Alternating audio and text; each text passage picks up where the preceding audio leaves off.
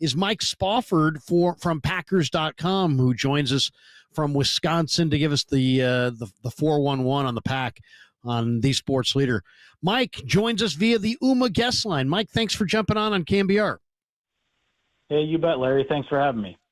Well, let's talk a little bit about the Packers. I mean, they've got a good record, and, it's funny to hear Kyle Shanahan and John Lynch talk about it this week. You'd almost swear these teams were literally equals, because they're like, hey, the Pack have won a lot of their close games, and, heck, we've lost a lot of our close games, and thus we're 5-5, and they're 7-3, but there's a lot more to it than that.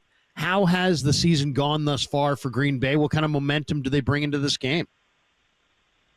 I think they feel like they're starting to build some momentum. I mean, they're certainly not quite on, the second half run that the Packers were on last year, which really got started right around Thanksgiving when they went into Detroit, beat the Lions, and then really kind of got rolling and made a playoff run and almost beat the Niners in the divisional round. This Packers team hasn't reached that level yet. They're hoping to get there. Jordan Love, the quarterback, has dealt with multiple injuries so far this year. He, quite frankly, last week in Chicago, he looked probably as healthy as he's been since week one in terms of just his mobility, being able to move in the pocket, get out of the pocket.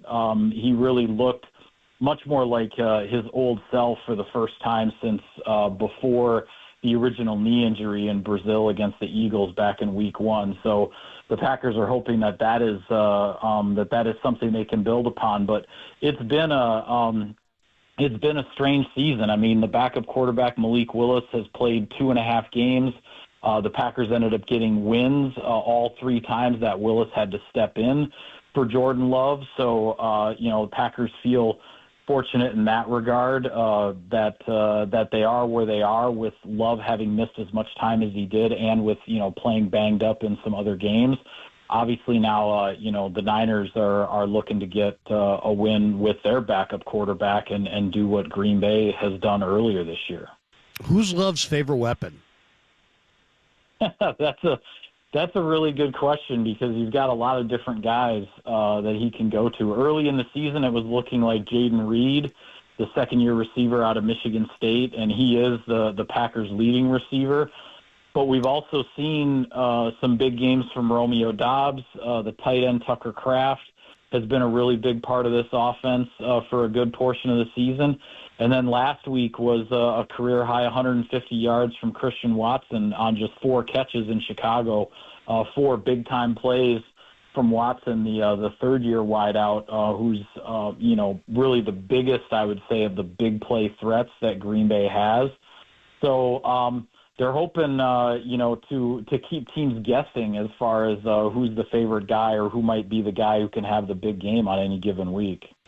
Christian Watson is, if he plays, going forward the way he played last week, this league is in trouble. I mean, this guy averages 19.1 yards per reception. He's the 3rd leading receiver on this team as far as yards with 383. But man, the size, the speed, the explosiveness, the ability to stretch the field. If this guy's hands ever get consistent, I mean, if this guy had the ball skills of a Romeo Doubs, this might be one of the best players in the league. Yeah, I mean, there's certainly a reason that the Packers traded up for him 3 drafts ago, to get him at the top of the second round of the draft. They really believe in his ability and his potential, and he, he's not a finished product yet by any means. I mean, he's still working at it. He dealt with a lot of injuries through his first 2 seasons in the league. This being year 3, he's definitely been healthier. This has been his healthiest season. But by the same token, some of not as many opportunities have gone his way in games as maybe has been expected. There have been some times where he has been open and the ball hasn't gone his way. Other times, he and Love just haven't quite been able to connect.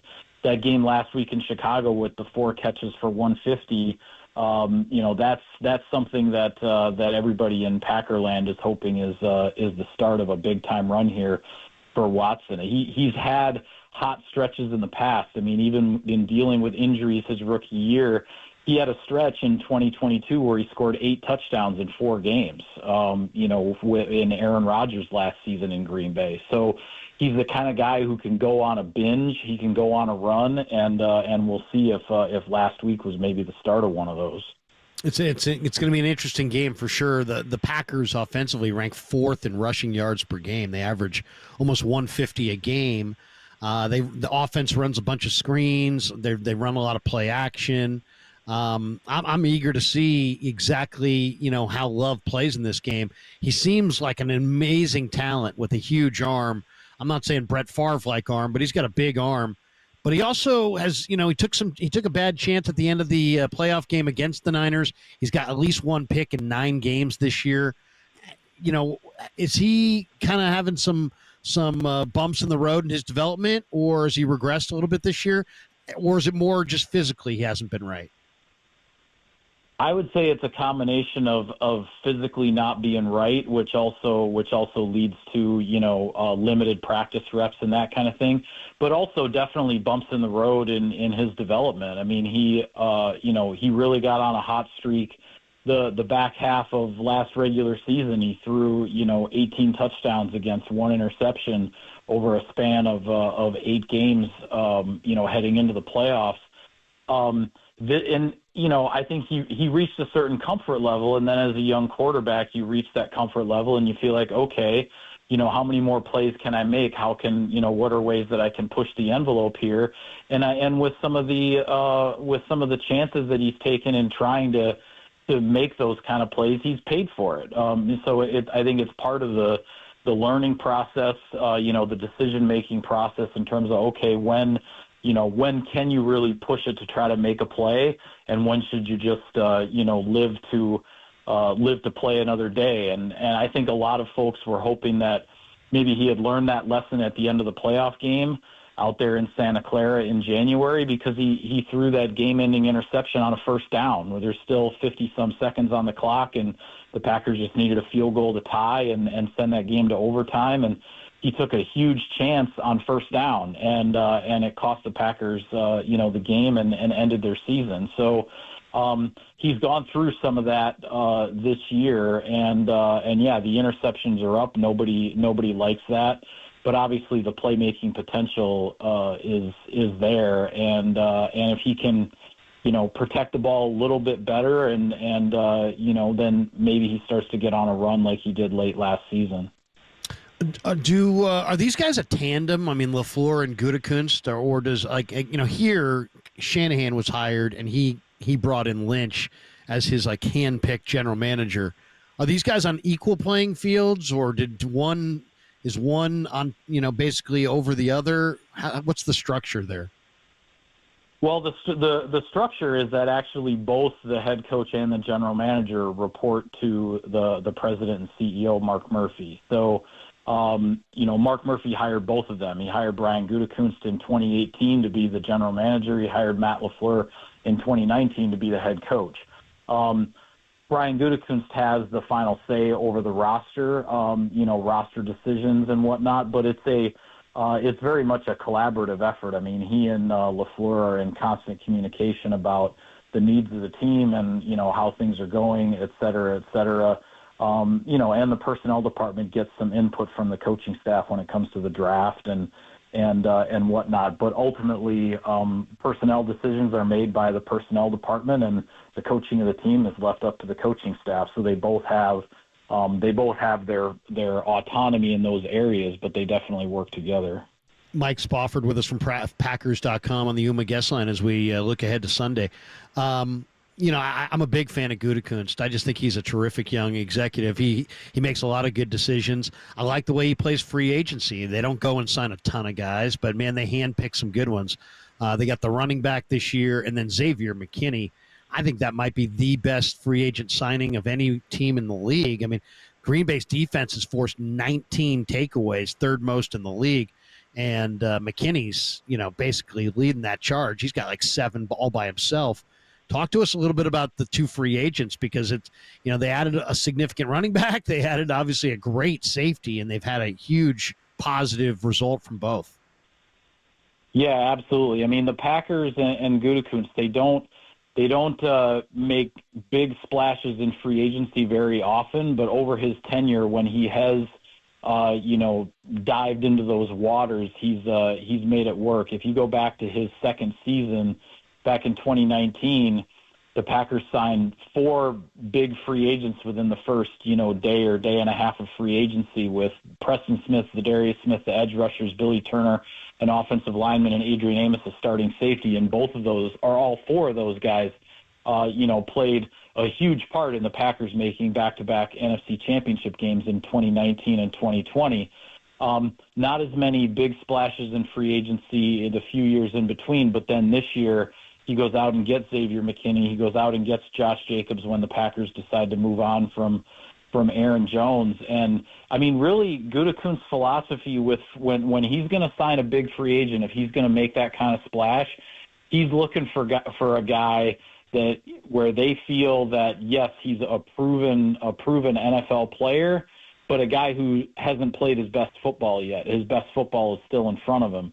And it may be hard to say that with Josh Jacobs when the guy was a rushing champion 2 years ago, but certainly with Xavier McKinney, McKinney already has set a new career high in interceptions for a single season, and there's still obviously several games left to go. So Gutekunst, their process really hit on the right guy there for the defense. The Packers did a complete overhaul of the safety position. Frankly, they drafted multiple guys in April and had signed McKinney in March, and it was a complete overhaul at safety, and it's really worked out. It's worked out as well as they could have hoped. And Josh Jacobs at running back, he's a different type of runner than Aaron Jones, different style, but he certainly brings what the Packers need and want in this offense, which is a running back that defenses really have to respect, and that is very dangerous and capable of gashing teams, because then that sets up Jordan Love and all those wideouts with the play action, and to really be able to take the shots down the field that they like to take. Mike, I was listening to the LaFleur presser this week, and he's just so he's not very expansive with his answers. He seems so guarded. He was asked about Robert Saleh, and he's like, yeah, he's helped. It's like, well, what's he doing? He's doing what he's doing. He's helping. And then, he's like, he's really, really short about it. But he did kind of say that Saleh's got a good eye for things, and that he's already given them a couple examples of wrinkles that have really helped them. What can you tell us about Saleh's contribution thus far? And is this just till the end of the year kind of a thing? Or do you think Saleh is going to be in Green Bay's organization for a while? I'm guessing that this is just something until the end of the year, assuming that Saleh is going to want to get back to being a coordinator, if not a head coach, in the next hiring cycle after the season. It's interesting what LaFleur is doing there, because obviously Saleh is a defensive coordinator by trade, so to speak, before he became the head coach of the Jets. But he's not working with the Packers defense at all. Matt LaFleur is leaving that to new coordinator Jeff Hafley, who took over for Joe Barry this year. And he's using Saleh essentially as an offensive consultant, where using his kind of defensive mind to pick apart the Packers offense and say, hey, this, if I'm game planning against you, this is how I'm going to go about trying to stop you. I'm going to try this. I'm going to do this. I'm going to do this. And then, working with Matt LaFleur to, design ways to try to beat some of those ideas and concepts. So he's a defensive mind who's in the offensive meeting room and the game planning and whatnot. And LaFleur seems to really like the arrangement. Mike Spofford with us on the Yuma guest line. A couple more minutes with Mike before we say goodbye. Edgerrin Cooper was a favorite of mine at A&M. Great linebacker. They took him in the second round. He's played pretty well, but he they pulled a hamstring, I guess, in practice this week. And then Jair Alexander might be one of the best corners in football. And it sounds like both these guys didn't practice much this week. Do you expect either of them to go? No, both of those guys have already been ruled out on the injury report for this week, and quite frankly, that could even mean the next game for the Packers as well, because they'll be on a short week playing at home on Thanksgiving night against Miami next Thursday. So both of those guys are down. Cooper has really flashed. Young guy with a lot of speed, a ton of upside. Was kind of worked into the defense slowly because he was hurt for a good portion of training camp. So he didn't get all those reps in training camp that the other linebackers were getting, but he's definitely made an impact, and his snaps have been increasing and whatnot. So losing him to the hamstring right now, it's not considered long term, but it's definitely a blow to the defense. And as far as losing your number one corner, I mean that's not a position anybody wants to be in. Jair Alexander is one of the best in the business, and I really think it's going to be very hard for this Packers defense to really reach its peak and to really play as well overall as it's capable of playing if they can't get Alexander healthy and out there on a regular basis. He's just been very much in and out of the lineup this season due to injuries. It's been really unfortunate. The hope is the Packers are not putting him on injured reserve, so the hope is that it's another short-term absence here, but the Packers are going to need both Alexander and Cooper for the stretch run for sure. One of the things that I think is guaranteed in this game is that the 49ers are going to try to really run the ball. I mean, look at Chicago just did. What happened last week? I mean, Chicago ran it up and down the field on Green Bay, over almost 5.5 yards a carry. I think the 49ers are going to see that and say, hey, let's no Brock Purdy. Let's run the heck out of it and see if we can dominate time of possession. How good is Green Bay? They're only 2-3 against winning teams, and they just let the Bears, who are not that great, hang with them. Was that just them taking the Bears lightly, and we're going to see a totally different Packer team on Sunday, or do they have real issues stopping the run? Yeah, I don't know if I would say it's necessarily a issue specifically stopping the run. And there was the big explosive run by DeAndre Swift. He broke about a 40-yard touchdown run for the Bears last week. But really where the Packers got hurt on the ground last week was quarterback Caleb Williams and his legs. He did a lot of scrambling. The Bears also sprinkled in some of the zone read, like read option type stuff with Caleb Williams, which Chicago hadn't done too much of that. I think they caught the Packers by surprise with the change in offensive coordinator and those new wrinkles. And I think the new offensive coordinator told Caleb Williams, like, hey, don't be afraid to use your legs. Get out of the pocket and run. You've been sacked a whole bunch. You can get away. And he went from having, I believe it was 20 rushing yards over the previous 2 games combined for Chicago to he ended up having 70 rushing yards against the Packers. So really they were hurt by the quarterback running the ball and then the one big, busted run by Swift. So it wasn't a good defensive effort by the Packers in Chicago. In fact, you could call it maybe the worst, their worst of the season, even though there are only 19 points on the board at the end. But, allowing the Bears to convert, I believe it was 8 or 9 third downs. Bears were 3 of 3 on fourth down. The Bears had like 36 and a half minutes time of possession. There were 5 Chicago drives in that game of 10-plus plays. So the defense just couldn't get off the field.